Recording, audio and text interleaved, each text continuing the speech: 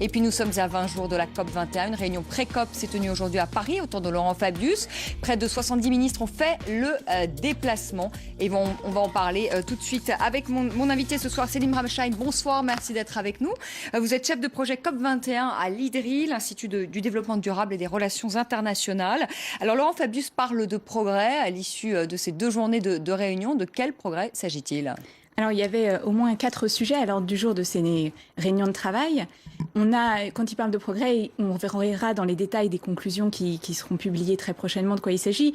Nous, de ce qu'on regarde en suivant les négociations, ce qu'on voit, c'est qu'il y a des progrès sur l'idée d'un processus qu'on appelle de révision, c'est-à-dire pour augmenter à la hausse les contributions régulièrement au cours du temps, puisqu'on sait qu'aujourd'hui, elles sont encore insuffisantes. Il y avait également à l'ordre du jour de ces réunions les questions de finances qui sont hautement complexes et les questions d'équité, qui sont également des questions assez fondamentales pour ces négociations. Alors justement, parlons tout d'abord de l'insuffisance. L'objectif, c'est de réduire la hausse de la température à 2 degrés. Or, on sait très bien qu'on n'y sera pas. Là, au mois de décembre, on sera plutôt autour de 2-3. Je voudrais qu'on regarde ensemble ces photos parce qu'un institut a publié aujourd'hui des photos justement de villes sous l'eau. Ça sera dans quelques peut-être dizaines ou centaines d'années. Mais en tout cas, si... voilà, 2 degrés, voilà où on en est, et 3 degrés, voilà où on en est. Il y aura des villes, par exemple, comme Hong Kong, comme Bombay, comme Shanghai, qui disparaîtront complètement de la surface de la Terre. Tout à fait. C'est pour ça que c'est tellement important, ces 2 degrés. C'est pas juste. Vous êtes nous commenter en même temps ces photos. Donc, ce qu'on voit là, c'est des conséquences du réchauffement climatique. Et vous voyez ce qui se passe entre 2 ou 4 degrés, c'est quand même pas du tout la même chose. Donc, on insiste tellement sur cet objectif de 2 degrés parce qu'on sait que si on va au-delà, si on va jusqu'à 4, mais parfois certains rapports mentionnent 6 degrés, c'est un monde totalement différent qui nous attend. Et c'est pas seulement grave parce que le monde change, c'est grave parce que ça aura des conséquences pour nos modes de vie au quotidien. Et ça a des conséquences en particulier pour les populations qui vivent près des côtes. Aujourd'hui, vous avez des millions de personnes qui habitent près des côtes. Je crois que c'est 10 millions de personnes. Si vous regardez rien qu'au Bangladesh, c'est des réfugiés climatiques en nombre très très impressionnant. Il y a un rapport de la Banque mondiale, juste il y a quelques jours, qui montre que c'est 100 millions de personnes qui vont être remises dans la pauvreté, alors qu'on s'est investi au cours des décennies précédentes pour les aider à sortir de la pauvreté. Donc, ces images le montrent bien. Si on ne veut pas un futur catastrophique auquel on ne pourra même pas faire face, parce que quand vous voyez ces quantités d'eau, on ne pourra tout simplement pas s'adapter. Il faut tout faire pour limiter le réchauffement climatique. Mais si on n'arrive pas justement à la limitation de 2 degrés et on en prend le chemin, est-ce qu'on peut d'ores et déjà dire que ça va être un échec ? Alors, ce qu'il faut bien comprendre, c'est que à la COP de Paris en tant que telle, le processus est assez simple. Les États ont dû mettre sur la table des contributions nationales, ce qu'ils ont fait tout au long de l'année. Aujourd'hui, où est-ce qu'on en est ? On a 131 contribution nationale, c'est-à-dire 158 pays, puisque l'Union européenne en donne une pour l'ensemble de ses États membres, qui montrent effectivement, donc on n'est pas encore dans cette trajectoire. Mais on a des pays qui s'engagent, qui ont fait, je dirais, leur premier effort. Maintenant, ce qu'il faut, c'est qu'on arrive à augmenter cet effort au cours du temps. On parle, par exemple, dans le texte de négociation, de rendez-vous tous les 5 ans. Donc revoyons-nous dans 5 ans, voyons ce qu'on peut faire de mieux ensemble et revoyons-le très vite, parce que ces conséquences du réchauffement climatique, on ne peut pas attendre pour y faire face. Plus on attend, plus ça va nous coûter de l'argent, plus ce sera difficile. Donc, à Paris, on n'aura certainement pas une révision de ces contributions qui viennent d'être mises sur la table. Elles vont sans doute pas changer d'ici décembre. Par contre, ce qui est très important, c'est qu'à décembre, on acte le principe de dire que c'est pas suffisant, même si ça représente un premier pas important, et donc qu'on va augmenter l'ambition le plus rapidement possible. Alors, quels sont les pays aujourd'hui qui ont fait le plus d'efforts ? Si on devait déjà faire un point. Sur ces pays, alors si vous regardez, il y a la Chine ? Alors la Chine, donc ça, on parle d'un gros pays. Donc la Chine a fait des efforts très important. Elle parle d'un pic des émissions. En soi, ça, c'est nouveau. Donc, je dirais que pour la Chine, ce qui est particulièrement encourageant, c'est le fait que ce soit nouveau. Elle va créer un marché carbone à horizon 2017. Elle a déjà pris un nombre très important de mesures dans ses villes, tout simplement parce que la pollution affecte de façon dramatique sa population. Mais vous avez des États, je dirais qu'on attendrait peut-être un peu moins, des petits États comme le Bhoutan ou comme le Costa Rica, qui, eux, s'engagent carrément à être neutres en carbone. C'est-à-dire à horizon 2050-2100, à ne plus émettre de carbone ou alors à le compenser par leurs forêts ou par d'autres mécanismes. Et quels sont les pays qui ont de gros efforts encore à faire ? Alors, jusqu'à récemment, on attendait les contributions des pays pétroliers.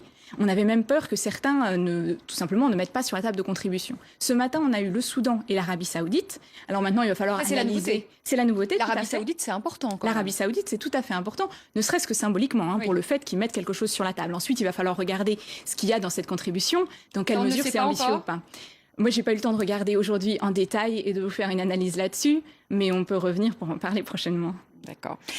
Vous en parliez tout à l'heure, l'aide aux pays pauvres, c'est très important. Ça fait partie des gros défis qui attendent cette COP 21. Aujourd'hui, François Hollande a reçu des chefs d'État africains. Où en est-on de ce fonds vert? On sait qu'il faut arriver à 100 milliards de dollars par an.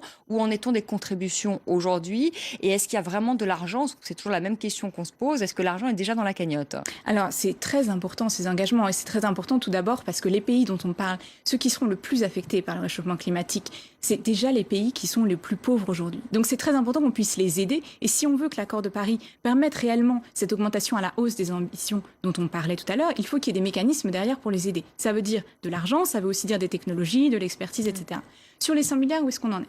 On a eu une mobilisation de promesses d'argent public l'an dernier à 10 milliards. On a eu de nouvelles annonces cette année, notamment encore avec le président Hollande a fait des annonces en septembre à l'Assemblée générale des Nations unies de plusieurs milliards supplémentaires pour la France, 2 spécifiquement dédiés aux questions climatiques, parce qu'il y a aussi l'aide au développement, il y a aussi tout un tas d'autres types d'aides qui sont mis en place.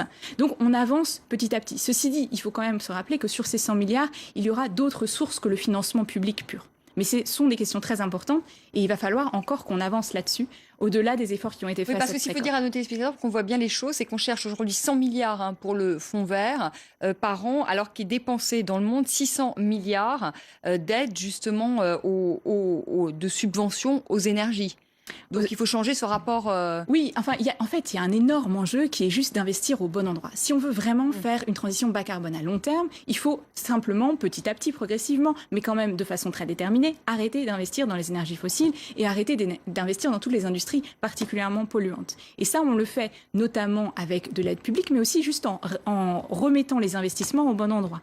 Dans les années qui viennent, on va avoir des milliers de milliards d'euros dans les pays émergents pour construire leurs infrastructures. Ça, c'est de l'argent qui va être investi de toute façon. Si cet argent-là, il est mis dans des centrales à charbon, ça veut dire que c'est des émissions de carbone qui sont coincées là pour des décennies, pour des dizaines d'années. Donc, si on arrive, grâce à des rapports, à savoir que ça coûte simplement 1 ou 2 points de pourcentage, 1 ou 2 points de PIB de plus, donc c'est pas énorme, à les mettre pour des énergies bas carbone, là, ça vous fait aussi des co-bénéfices, que ce soit pour la santé, pour l'emploi, juste pour le bien-être et le bien vivre au quotidien. C'est un progrès. Donc, un des enjeux du financement, c'est pas seulement, même si c'est très important, l'aide aux pays les plus pauvres, c'est aussi une réorganisation globale de nos systèmes de financement. Pour cette COP21, on a tous évidemment en tête l'échec de Copenhague. Il y a un changement de méthode. Ségolène Royal avait critiqué ces méthodes de diplomates qui font leurs histoires en coulisses, ou même ces réunions justement finalement un peu ministérielles comme il y en a eu aujourd'hui. Elle dit ça se fait au niveau des chefs d'État et de gouvernement. Et le fait que cette fois les chefs d'État arrivent dès le premier jour, et ils seront tous là notamment, normalement, est-ce que ça change la donne? Alors tout à fait, je crois que ça change la donne. D'abord parce que ça montre que c'est un sujet qui maintenant est porté au plus haut niveau. C'est plus seulement quelque chose pour des négociateurs climat ou pour des climatologues. C'est vraiment quelque chose dont parle le président des États-Unis, dont va parler le président de la Chine, dont parle l'Union européenne, le président de la France, etc. On aura au minimum 113 chefs d'État. C'est absolument impressionnant que ces chefs d'État viennent en amont de la COP à Paris. Ils vont ensuite pouvoir donner des directives très claires à leurs négociateurs et on espère effectivement que cela permette d'éviter l'échec de Copenhague où on avait attendu finalement jusqu'à la dernière nuit pour parvenir à un accord qui finalement, on connaît le résultat que ça a eu, c'était particulièrement décevant. Mais le temps a passé et ça a changé. En tout cas, la donne a changé. En tout cas, il y a une chose aujourd'hui qui est certaine, c'est la prise de conscience. Elle est réelle aujourd'hui, elle est là, de toute part. Ce qui n'était peut-être pas le cas encore à Copenhague. On entendait beaucoup les climato-sceptiques.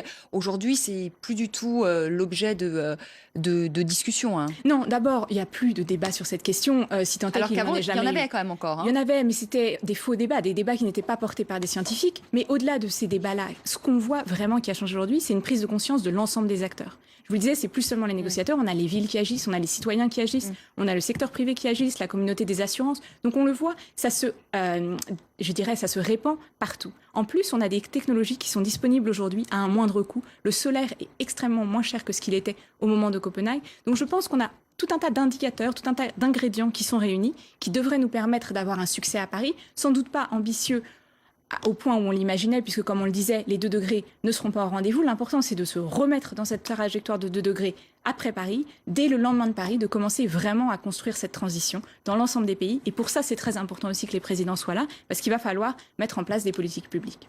Merci beaucoup, merci Céline Ramchac d'être venue sur le plateau de France 24.